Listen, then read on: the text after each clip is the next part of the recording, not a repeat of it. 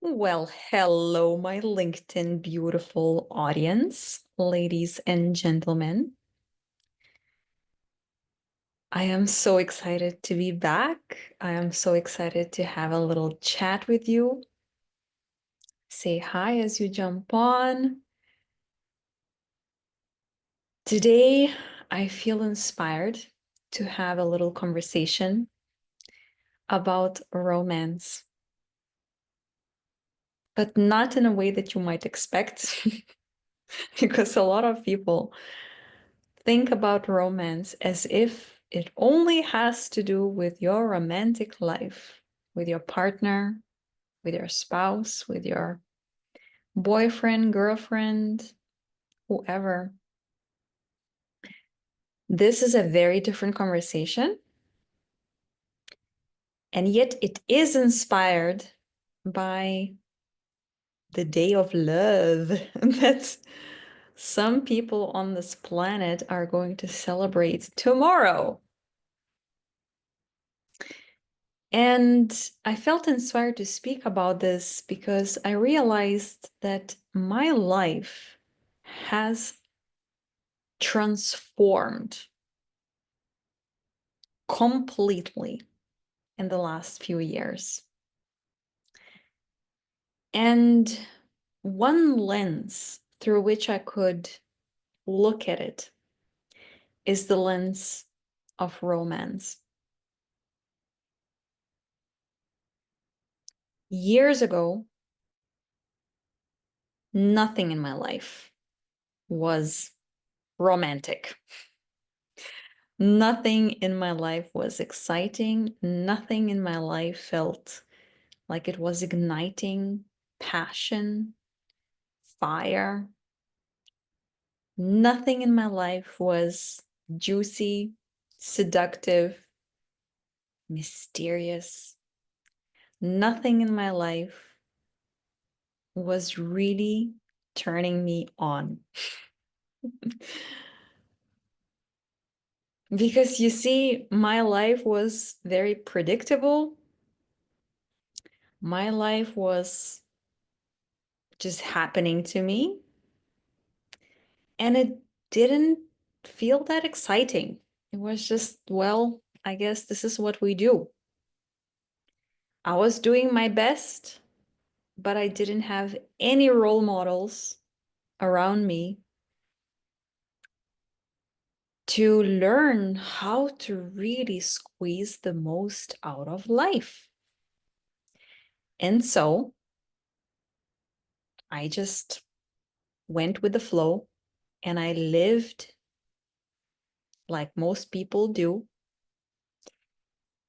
And it wasn't great. It just wasn't great. Let's put it this way.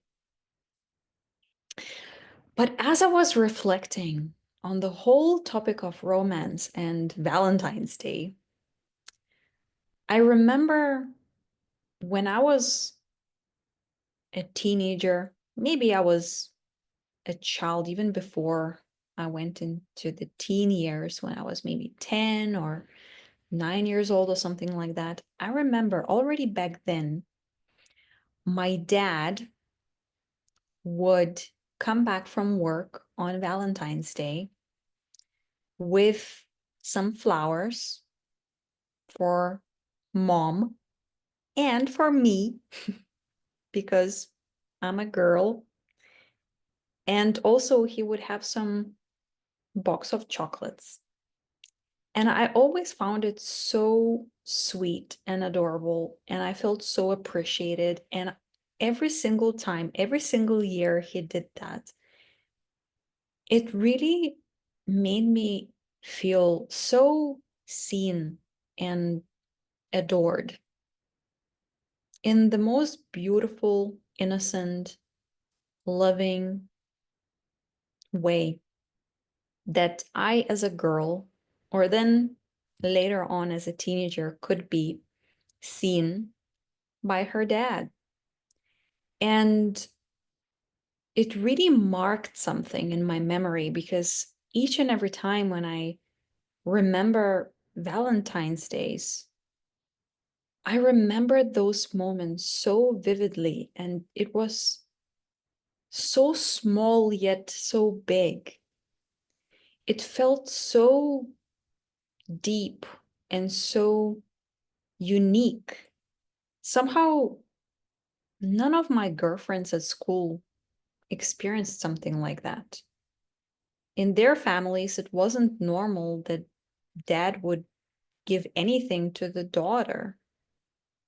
They might bring some flowers to the mom, but in my case, it was like, oh, because you see, Valentine's Day doesn't just have to be something romantic. And I saw that day as simply a day to show our loved ones that we do love them. And that's what my dad did. And Valentine's Day was not the only day when he did that. He also did that on the International Women's Day on the 8th of March. He did the exact same thing. And each and every time these kind of things happened, I just remember how much I loved it. I loved the feeling of waiting for my dad. My mom was usually also coming back later, actually, after my dad. So I was the first one to be back home after school. And I was looking forward for my dad to come back with the flowers and the chocolates. And why is this important? Why do I feel inspired to talk about this today? It's because I realize that this was one of the first experiences in my life when I looked at life through the lens of romance. And somewhere along the way, I lost it. I didn't really do it. Or even if I did, it became very mental. So whenever I was celebrating Valentine's Day with a boyfriend, a partner, it kind of felt forced, rushed. It felt like an obligation. It felt like, I guess everybody's doing it, so we're also supposed to be doing something about it, right? But it didn't really feel like the real deal. And I didn't know any better at the time, so I wasn't worrying about it, or it was just, okay, well, I guess this is how we celebrate. But now it makes so much more sense.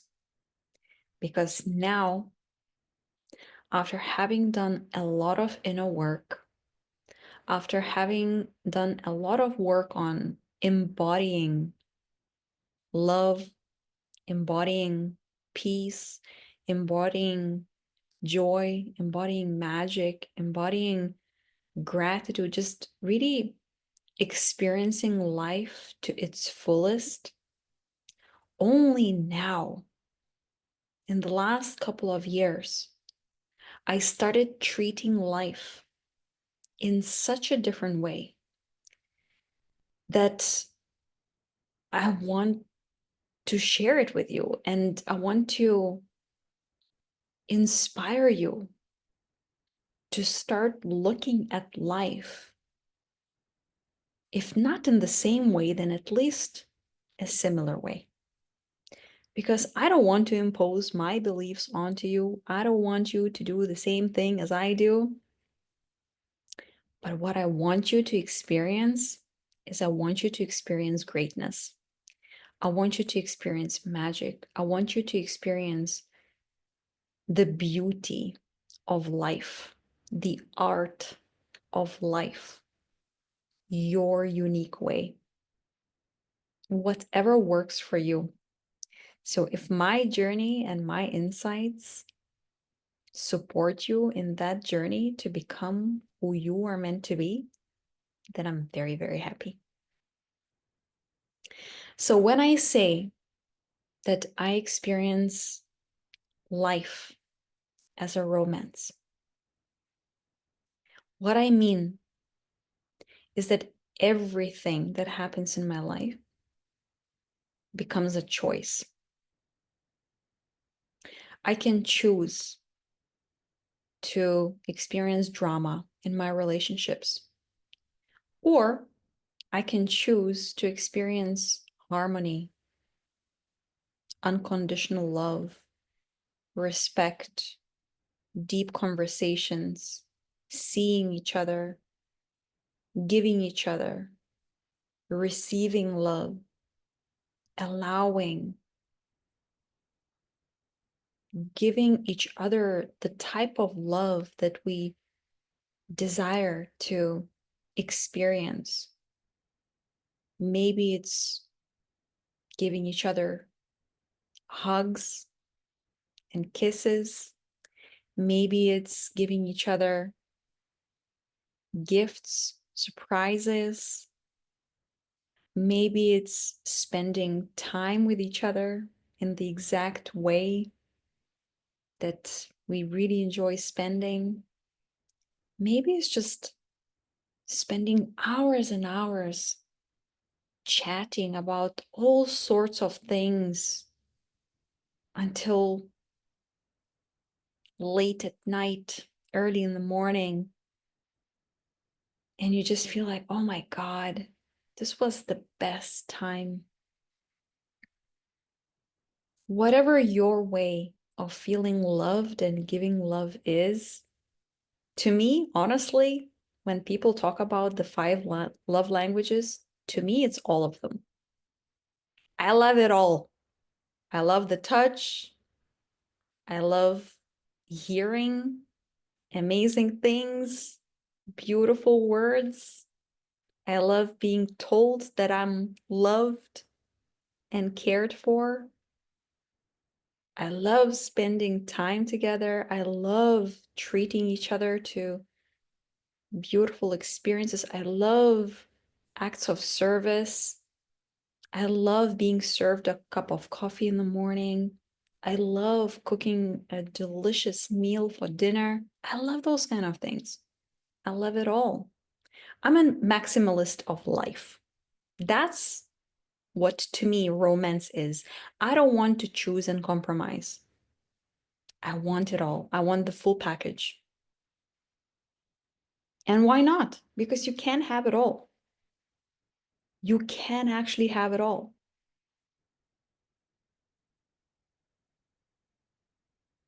There are some priorities, yes. There are some things that are slightly more important on your hierarchy, on your list. Fair enough. But you really can have it all. And so when you start choosing how you live your life intentionally, you start becoming so much more keen on making the right decisions.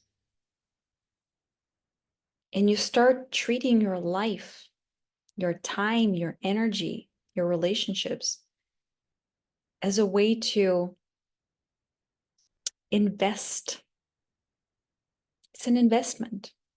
You start investing your time, energy, money, relationships, everything, your essence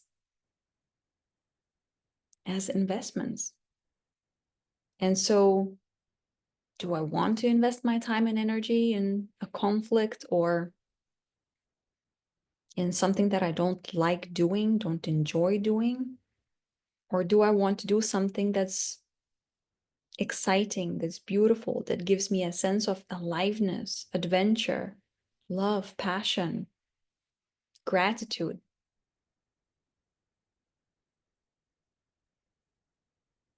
When you start looking at life through the lens of romance, you have suddenly unlocked infinite potentials to create memories, to build a beautiful life, to create something truly meaningful, beautiful, memorable, something that you and perhaps even more importantly, people that you love will remember forever. But because when we create memories for other people, those are the memories that we remember even more, even better. Not just when you did something for yourself, which also happens, definitely. But what I have found is that when we create something with other people, that memory is usually marked deeper. It's anchored deeper in your memory, in your feelings, in your emotions. It means more for you because it's like happiness is only real when shared, they say, right? So suddenly you're sharing your greatness, your ideas with other people. But that's the thing, you have infinite possibilities. You have an infinite amount of memories, potentials to create something beautiful in your life, to squeeze the most out of life, to do something that is different, new, exciting, or maybe exactly the same like you always do. But this time, you're so present with it that it feels different. And in fact, I spoke about this in my third episode in the Intimate Talks that I just launched a couple of days ago. If you don't know what it is, that is a space on Telegram, on the app called Telegram. That's where I drop in real time spontaneous, intimate conversations from my life, where I give a little riff, rampage, a speech on whatever topic. And you can listen to it right away, or at some point later on, I upload these episodes on my Redefining Success podcast. So you can find it there as well. And so, what I was talking about there in one of the episodes is that I absolutely love my morning coffee ritual, if you will. It's not really a ritual, it's just that I wake up in the morning and the first thing I do, I go to the bathroom, and the second thing I do, I go and make my coffee in this Italian thing. I don't even know how it's called. You know, the Italian coffee thingy? So I make my morning coffee. I add a little tiny bit of oat milk in it. And I just love sipping on my coffee while overlooking the beauty around me. And this started when I lived on the southwest coast in Portugal a few years ago. I had a beautiful view through the window overlooking the village in which I lived at the time. It was a village of less than 100 people in the middle of nowhere. And I remember I would make my coffee and I would just go back to bed and drink my coffee while.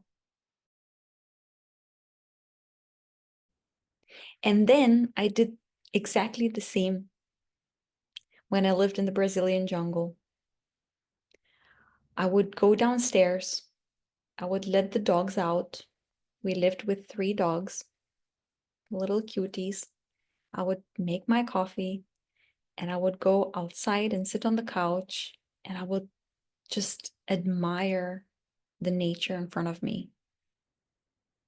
The sounds of birds and insects and monkeys passing by, and just witnessing the lights changing as the sun is going up. And sometimes it was raining, so I would look at the rain falling and how it looked in the swimming pool when it rains. And I was just snuggling with the dogs, covered in blanket, having my coffee. And now I do the same, overlooking the ocean. From the comfort of my bed, I look at the ocean. And again, I see the beauty of the sky, the colors, the purple, the pink, the yellow, all beautiful rainbow colors in the sky. You have no idea how many videos I have on my phone of the skies from my balcony or bed. it's it's quite insane. So this is one example of how you can romanticize your life. Instead of it becoming just a thing that you do every single day, just a thing that is mundane, it somewhat becomes boring. It's just like, yeah, well, I have my coffee every morning, so it's not a big deal, but boo.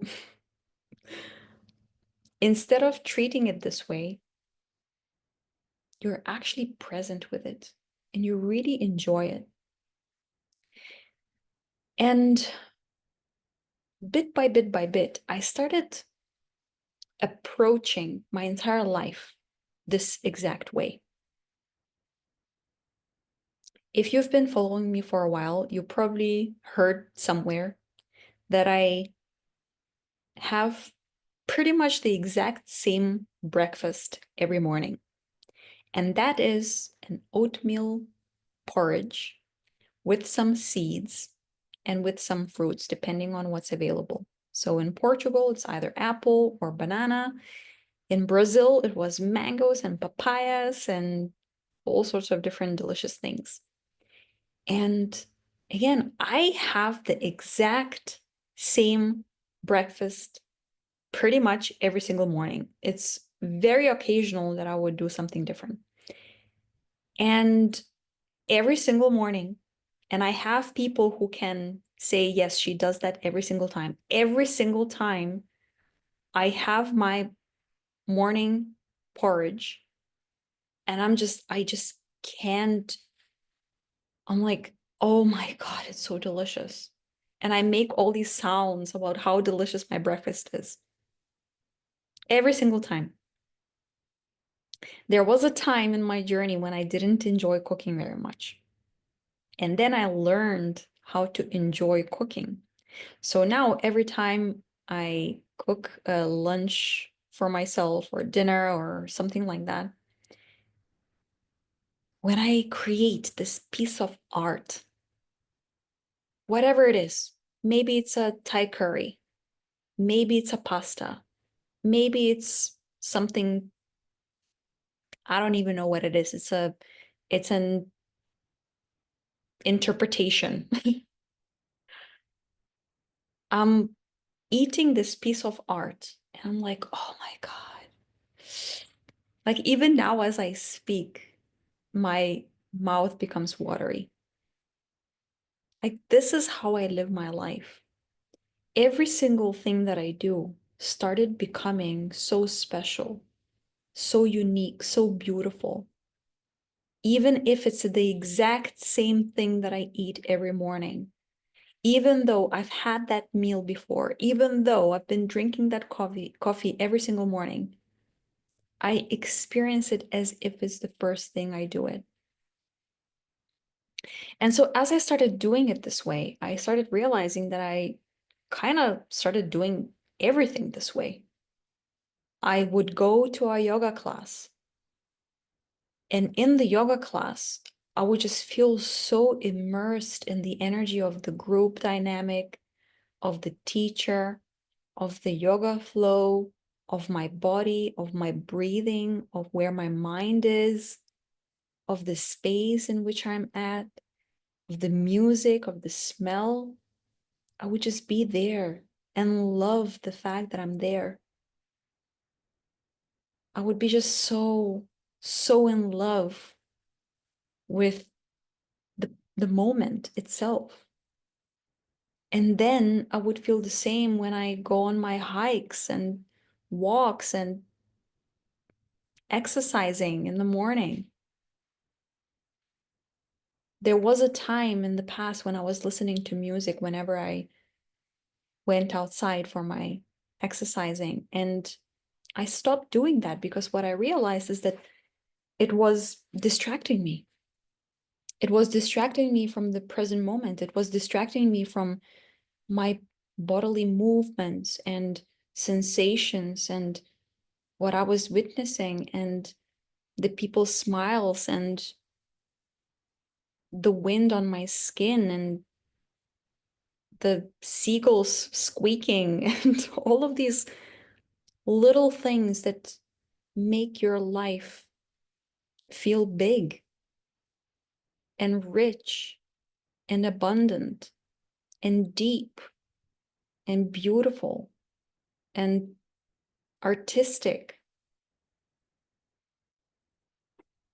And then I started doing more of that with the way I looked at myself in the mirror, who I saw in that mirror, how I treated myself when I looked in the mirror, but also when I didn't look anywhere at all, when I was just being. What was the dialogue, the monologue that I heard in my head, how I felt in my heart? I started doing that whenever I had interactions with people, with my family, with my friends, with strangers on the street. I started really listening to what they were saying. I started really feeling to what they were not sharing with me. I could sense there was something in the air. And you see, every single thing became so much deeper and so much more beautiful, so much more meaningful, so much more rich and potent. And then, of course, everything to do with my work, my clients, with these kinds of conversations that we're having right now, with every single piece of content that I'm sharing on these platforms, on LinkedIn, on Instagram, I started realizing that this work, my work, it's not just business. It's not just something that I do for a living or to pay my bills or any of that. I do this because it's an expression of my soul. I started romanticizing that as well. I started realizing that my work is who I am. My business is not something that I run. I don't run a business. I am my business. I am a thriving business. I am a successful business.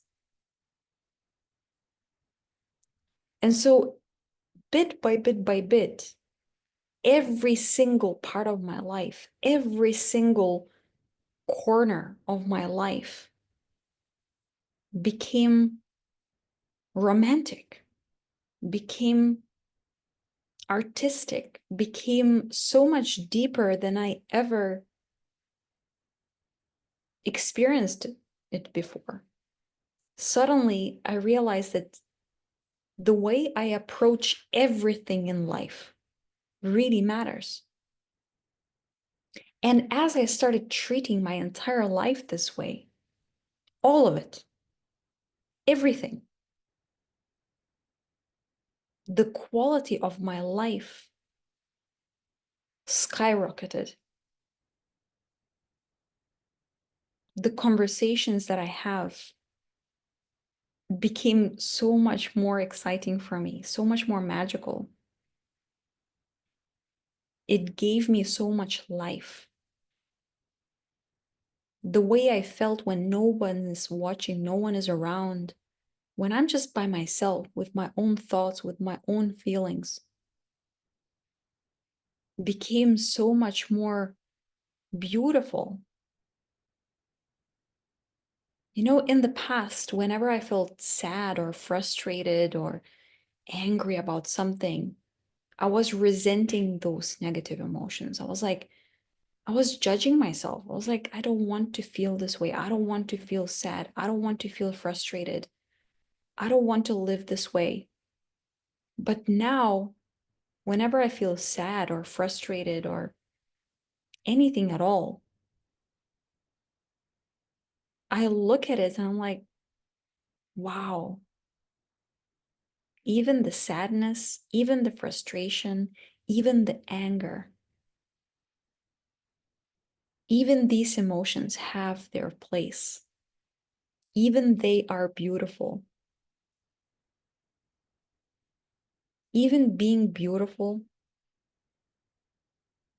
with tears or anger or frustration is so meaningful. Because I wonder, have you ever watched a movie where in the movie someone is being vulnerable and authentic and just someone is breaking down in tears because of something that really hurts them? Isn't that a beautiful scene usually? Isn't that something that's really touching your heart, touching your soul? Isn't that something that even makes you feel a little emotional in the moment and maybe you have a tear or two?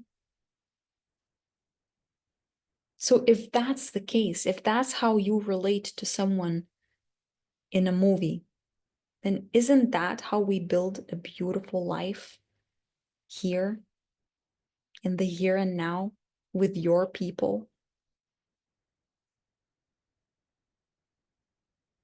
With your people, when you connect with them on a deep level, when you open up, when you are being your true self, when you are allowing yourself to just be yourself, even if to some extent you feel like you will not be accepted, you will not be loved.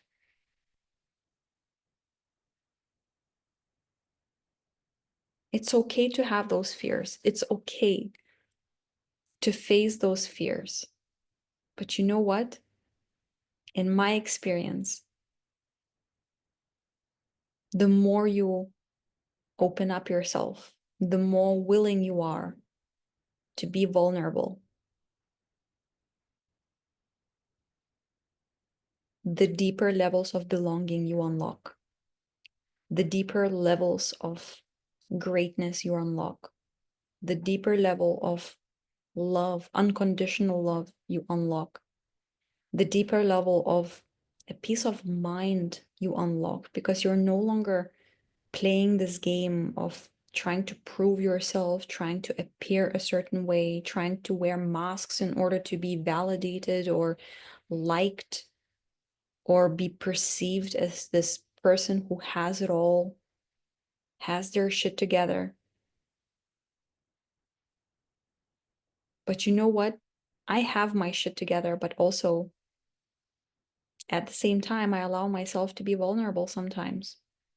And I have cried on these LinkedIn lives. I have shared my sorrow. I had shared my pain because that's what made my life deeper. That's how I was building a more intimate connection with you. And it matters to me. It matters to me to have a deep connection. It matters to me to connect with you. It matters to me to be real and raw. Because when I set the tone, when I lead by example, being real and raw and authentic and vulnerable, I hope, I really, really do, that you feel comfortable